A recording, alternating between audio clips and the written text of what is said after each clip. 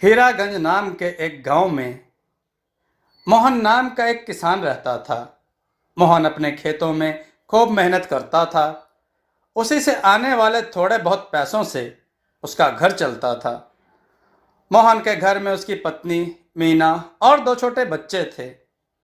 मोहन बोला, मीना, मैंने अपनी जमीन पर आम के पेड़ लगाए हैं। पड़ोसी किशन बता रहा था कि पिछले साल आम काफ़ी अच्छे दामों में बिके हैं और शहर भर में तो आमों की खपत भी बहुत ज़्यादा हुई है। इसलिए मैंने अपनी खेती पर भी आम के पेड़ लगा दिए। अगर सब कुछ अच्छा रहा तो इस साल हम दुगना मुनाफा कमाएंगे और अपने घर की मरम्मत भी करवा देंगे। इसी के साथ साथ बच्चों को भी बेहतर शिक्षा दे पाएंगे। मीना बोली, अरे, यह तो बहुत अच्छी बात है। भगवान हमारी जरूर सुनेंगे। हमारे आम भी अच्छे दामों में बिकेंगे और खूब मुनाफा कमाएंगे। मोहन ने कहा, हाँ हाँ, अब मैं भी खेत पर जाता हूँ। मोहन रोजाना अपने खेतों पर जाकर पौधों को पानी देता और उनकी खूब सेवा करता था ताकि बहुत ज़्यादा फल दे सके। कुछ दिन बीत जाते हैं और बारिश का मौसम आ जाता है। मोहन के आम के पेड़ अब फल देने के लिए तैयार हो चुके थे। मोहन के दोस्त किशन का भी खेत उसके बगल में ही था। वे दोनों काम करने के वे दोनों काम करने के साथ साथ बातचीत भी करते रहा करते थे। किशन बोला, मोहन भैया, आपके जमीन पर आम के पेड़ तो बहुत अच्छे लग रहे हैं। ऐसा लग रहा है कि इस बार आम के पेड़ों पर खूब अच्छा फल आएगा। मोहन ने कहा, हाँ किशन भाई, मैंने मेहनत तो बहुत की है। अब भगवान की कृपा से फल तो अच्छा ही आना चाहिए।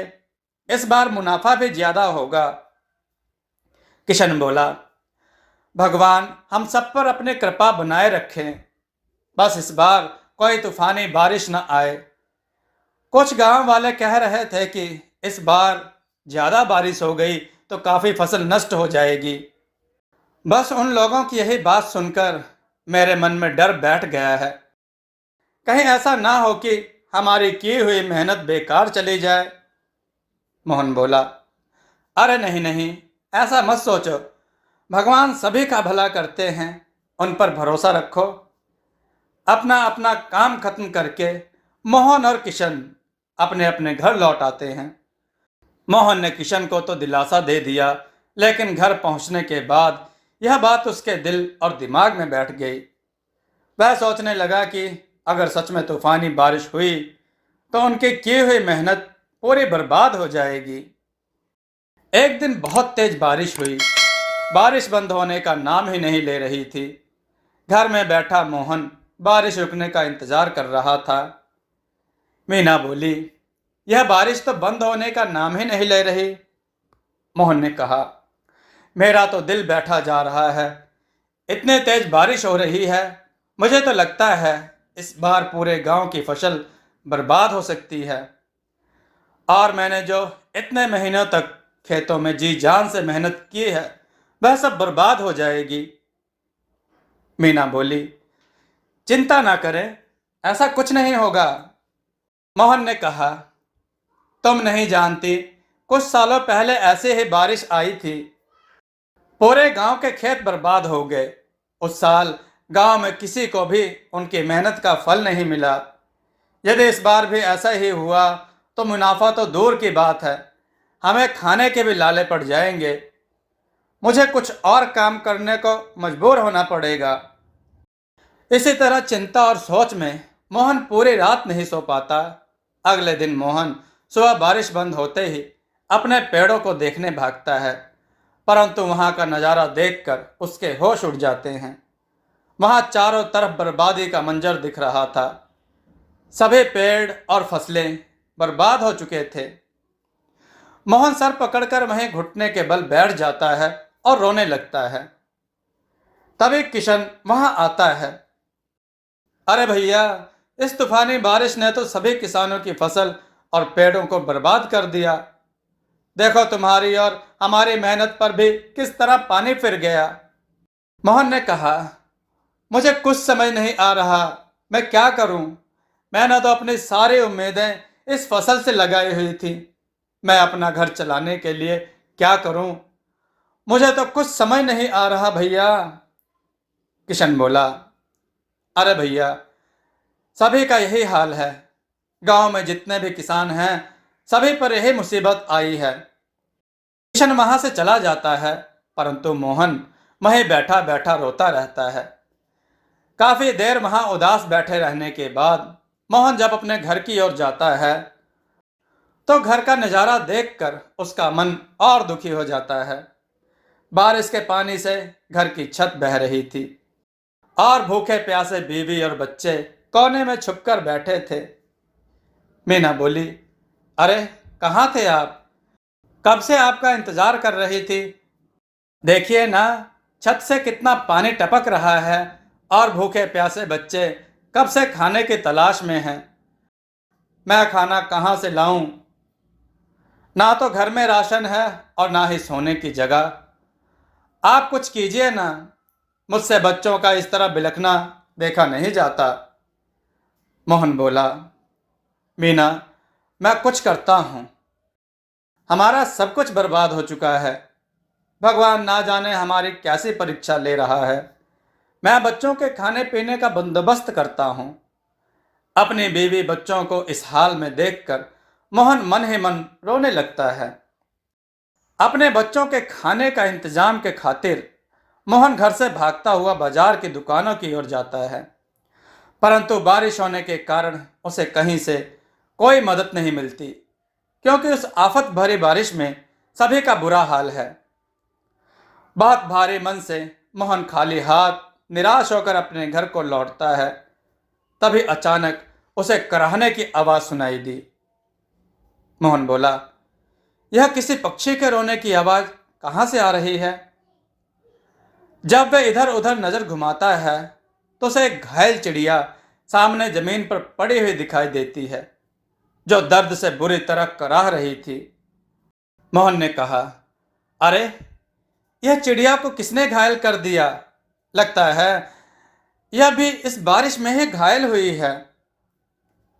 मोहन उस घायल चिड़िया को देखकर अपने जख्म भूल जाता है और उस चिड़िया के जख्म को साफ करके उसकी मरहम पट्टी करता है और उसे पानी से अच्छी तरह साफ करके उसे पानी पिलाता है। कुछ देर में चिड़िया का दर्द कम होता है और वह मोहन से कहती है, तुम कितने अच्छे इंसान हो। तुमने मेरी मदद की है, तुमने मेरी जान बचाई है। तुम खुद कितने दुखी और परेशान थे, फिर भी तुमने एक चिड़िया के दर्द को देखा। तुम बहुत ही अच्छे इंसान हो।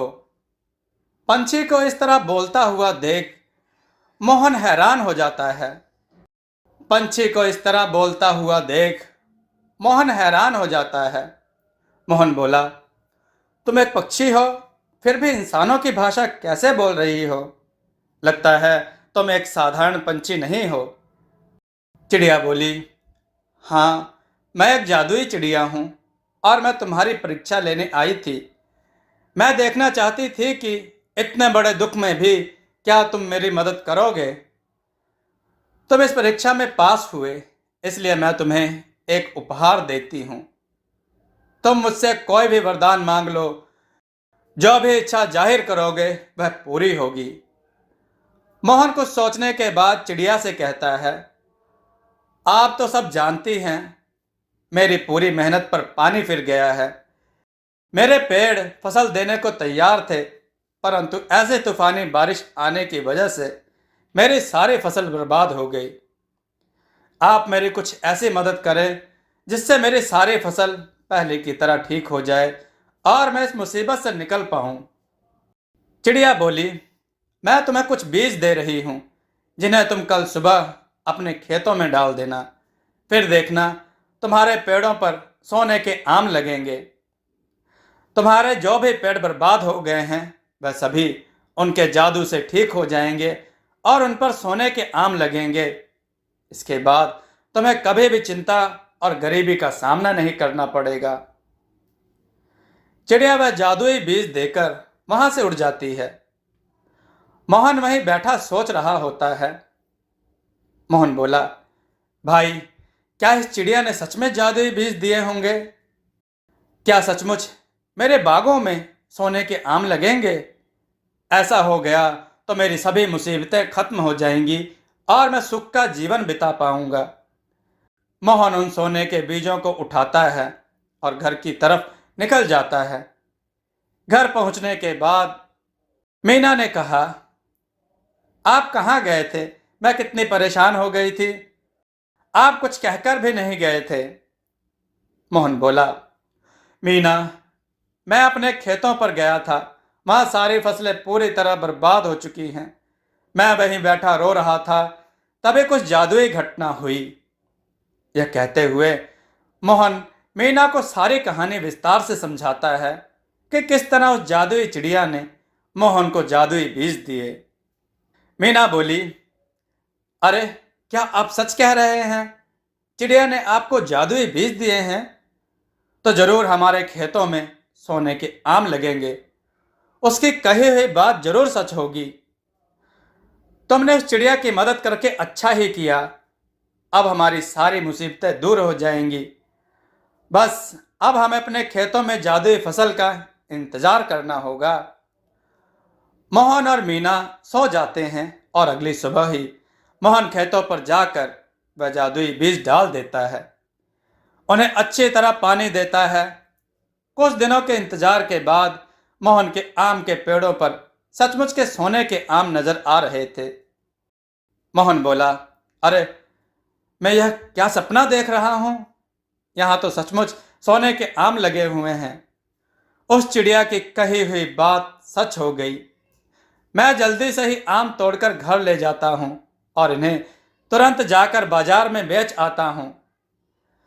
धन्यवाद भगवान, आपका लाख लाख शुक्रिया। मोहन एक एक करके सभी आम तोड़ने लगता है। आम तोड़कर वह घर की ओर दौड़ता है। मोहन बोला, देखो मीना, देखो, उस चिड़िया की कही हुई बात सच हुई। अब हमारी गरीबी के दिन गए।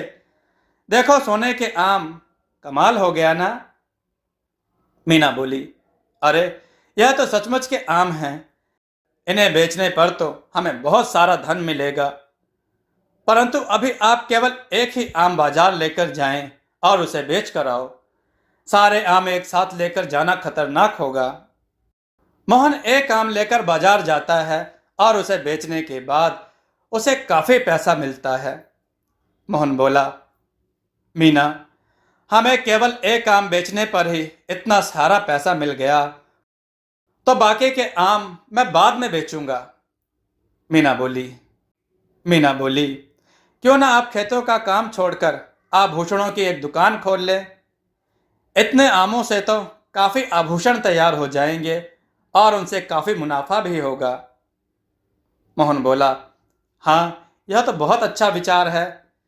इसके बाद से मोहन एक आभूषणों की दुकान खोल लेता है जो कि काफी अच्छी चलने लगती है। इसलिए कहते हैं कि नेकी कभी खाली नहीं जाती। यदि हम किसी की मदद करते हैं तो हमें भी उसके बदले में मदद का फल मिलता है। दोस्तों, आपको यह कथा कैसी लगी? अपने विचार और सुझाव कमेंट में जरूर दें। हमारी कथाओं को लाइक करें, हमारे चैनल को सब्सक्राइब करना न भूलें। हमारी कथाओं को शेयर जरूर करें जिससे लोगों को अच्छा ज्ञान प्राप्त हो। जय श्री राम भक्तों।